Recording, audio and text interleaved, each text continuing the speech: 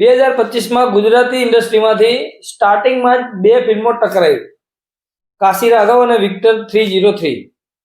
અમુક લોકો કહેતા હોય છે ને કે ગુજરાતી ફિલ્મોમાં કંઈ લેવાનું નથી, ગુજરાતી ફિલ્મો ના જોવાય, ગુજરાતી ફિલ્મો આવી છે તેવી છે. એ લોકોને આ કાશી રાઘવ ગુજરાતી ફિલ્મ બતાવી. હેલો મિત્રો, હું છું અમિત, તમે જોઈ રહ્યા છો સિનેમા શો. સિનેમા શો પર આજે રિવ્યુ કરીશું કાશી રાઘવ ગુજરાતી. 2 કલાકના 10 મિનિટની ફિલ્મ, ધ્રુવ ગોસ્વામીનું ડિરેક્શન છે ફિલ્મમાં. આ ફિલ્મની કહાની એક પ્રોસ્ટિટ્યુટ મહિલા અને ટ્રક ડ્રાઈવર વચ્ચેની છે. એ મહિલાની છોકરી ગુમ થઈ જાય છે અને ટ્રક ડ્રાઈવર એને લઈને જતો રહે છે ભૂલથી. હવે આ આખો સિનારીઓ બને છે.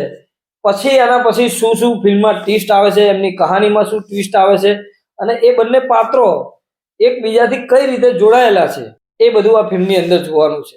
એમની લાઈફમાં કેટલું ચેન્જ આવે છે એના પછી, એ બંનેની બેક સ્ટોરી શું છે, એ બંનેની લાઈફનું કનેક્શન શું છે, એ બધું જ આ ફિલ્મની અંદર જોવા મળશે. ફિલ્મ જ્યારે ચાલુ થાય એટલે સ્ટાર્ટિંગમાં જ 2 સીન એવા આવી જાય છે કે આખી ફિલ્મ જોવા માટે તમને વિચારતા કરી નાખે અને પછી તમે ફિલ્મ સાથે એકદમ કનેક્ટ થઈ જાવ છો. અને ઇન્ટરવલ બ્લોક સુપર છે.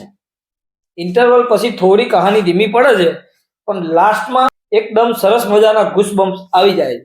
ડિરેક્શનની તારીફ અહીંયા 100% બનતી છે, કેમ કે એક એક પાત્રના અંદર જે જીવ રેડેલો છે, કેરેક્ટરની અંદર ઘૂસીને જે એક્ટિંગ કરાવી છે, એકદમ પરફેક્ટ એક્ટિંગ કરી છે. સુપર. આવી ગુજરાતી ફિલ્મમાં આવી રીતનું નથી હોતું.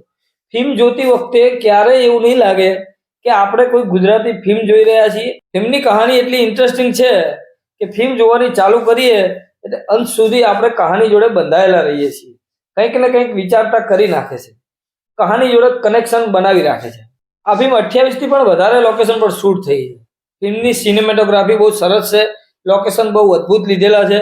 ફિલ્મની અંદર મ્યુઝિક બીજીએમ પણ એટલો જ પ્રભાવ પાડે છે. ફિલ્મના સોંગ અદ્ભુત છે, જે ફિલ્મની સ્ટોરી સાથે એકદમ પરફેક્ટ કનેક્શન બનાવે છે.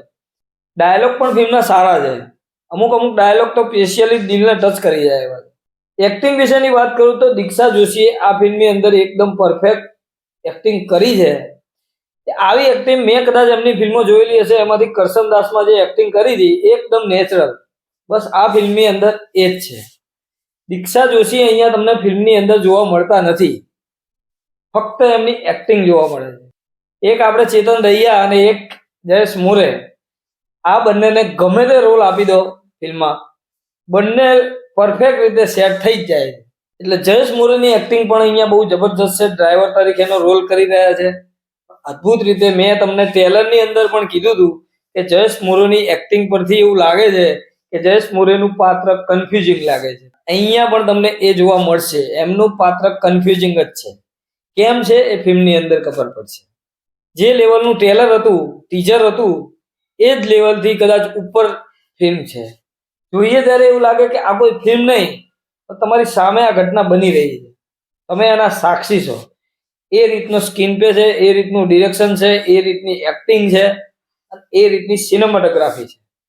દરેક પાસાઓમાં કોઈ પણ કચાશ નથી રાખી. વાત કરું પ્રમોશનની તો પણ પ્રમોશન પણ અદ્ભુત આ ફિલ્મનું કર્યું છે. ખરેખર ગુજરાતી સિનેમાનું લેવલ આવી ફિલ્મોથી ઊંચું આવશે. આ ફિલ્મ તો હું સ્પેશિયલી રિકમેન્ડ કરીશ કે આ ફિલ્મ દરેક લોકોએ જોવી જોઈએ. અદ્ભુત ફિલ્મ છે. સૌથી સહેલી વાત કહું તો નિરાશ તો આ ફિલ્મમાં બિલકુલ થવાના નથી, કેમ કે કંઈક અલગ તમને ફિલ્મ બતાવશે, એ વાત 100%ની છે. ડિરેક્ટરે જે હિંમત બતાવી છે એ અહીંયા મહેનત દેખાય પણ છે. હવે ઓડિયન્સનો સાથ મળી જાય તો એની મહેનત પાછળ 4 ચાંદ લાગી જાય. સિનેમા શો તરફથી આ ફિલ્મને 4 સ્ટાર. તમે જો ફિલ્મ જોઈ હોય તો તમને ફિલ્મ કેવી લાગી અને કોની એક્ટિંગ સૌથી બેસ્ટ લાગી એ કોમેન્ટ જરૂરથી કરજો અને ચેનલને સબસ્ક્રાઇબ કરવાનું ભૂલતા નહીં. મળીએ મિત્રો નેક્સ્ટ વિડીયોમાં નવી ફિલ્મ સાથે સિનેમા શો પર.